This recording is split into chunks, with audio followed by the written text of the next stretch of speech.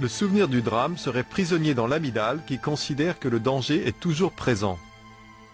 Le cerveau émotionnel ne communiquerait plus avec le cortex préfrontal car celui-ci est éteint. Pourtant, c'est lui qui pourrait dire que le drame est passé.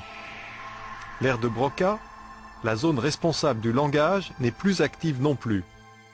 Les victimes d'un stress post-traumatique ont donc du mal à trouver les mots pour décrire ce qu'elles ont vécu.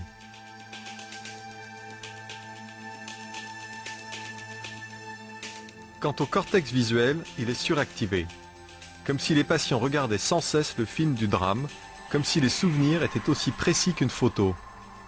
Les connexions ne se font plus. L'EMDR insisterait donc sur ce travail d'archivage.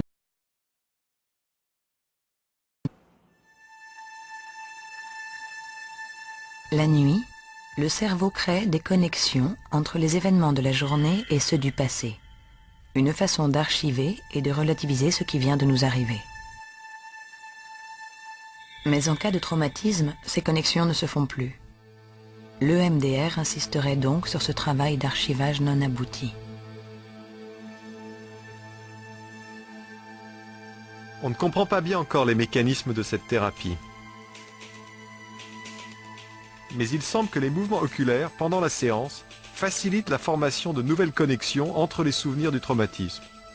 Un réseau se formerait, chaque souvenir paraissant se relier à un autre, puis à un autre, et encore un autre.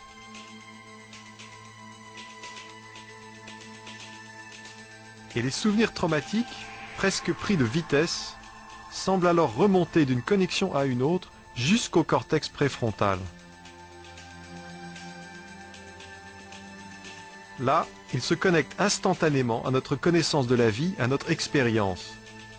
Cette activité fait alors que le cortex se rallume. Les souvenirs traumatiques basculent dans l'univers de la raison et sont alors archivés dans le passé.